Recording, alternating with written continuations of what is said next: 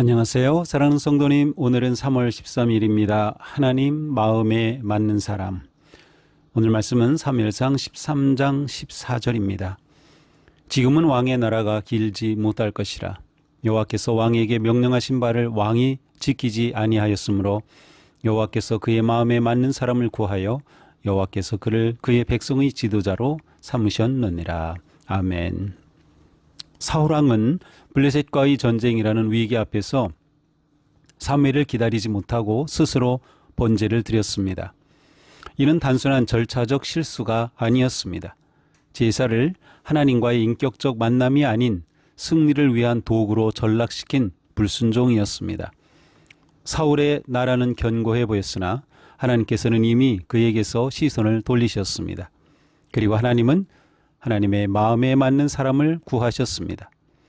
마음에 맞는 사람이란 하나님의 뜻과 마음에 자기 자신을 일치시키려는 사람을 의미합니다. 마음은 인간의 지성, 감성, 의지가 집약된 인격의 중심입니다. 사울이 왕의 직무라는 외적인 기능에 집중했다면 하나님은 마음에 집중하십니다. 사울은 제사의 형식은 가졌으나 순종이라는 마음의 생명을 잃었습니다. 우리는 흔히 하나님의 마음에 합한 사람이 되기 위해 뭔가 대단한 업적을 이루어야 한다고 생각합니다. 그러나 본문이 가리키는 진리는 훨씬 더 내면적이고 근원적입니다.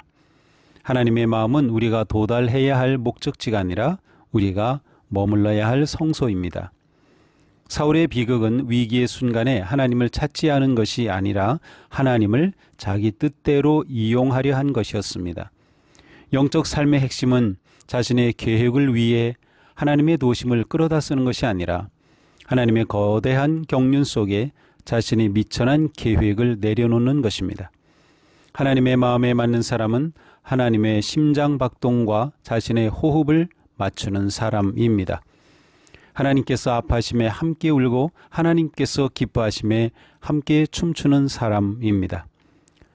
사울은 사무엘이 오기로 한 이레의 시간을 기다리지 못했습니다. 신앙의 삶에서 기다림은 수동적인 정지가 아니라 하나님의 주권을 인정하는 가장 치열한 영적 전투입니다.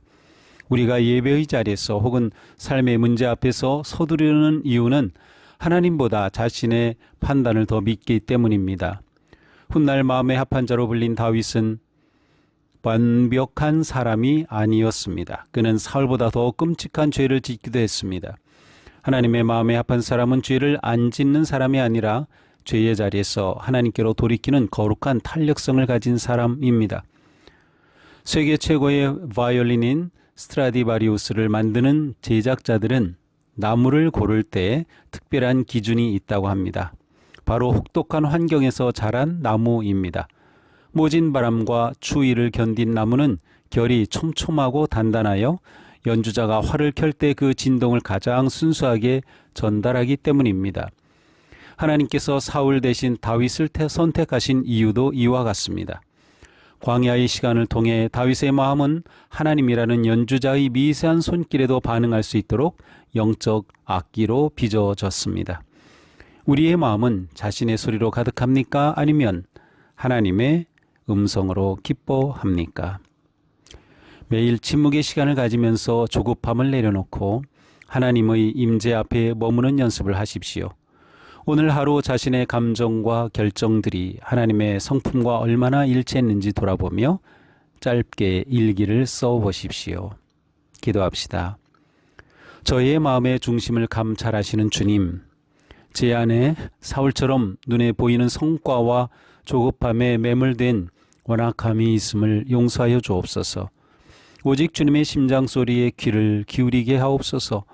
완벽한 행위보다 정직한 마음을, 화려한 제사보다 진실한 순종을 기뻐하시는 주님, 오늘 하루 제 삶이 주님의 거룩한 뜻과 공명하는 아름다운 찬양이 되게 하옵소서.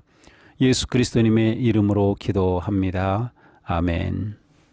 네, 오늘 또 우리의 삶이 하나님을 향하고 하나님 마음을 구하는 복된 하루가 되기를 축복합니다. 사랑합니다.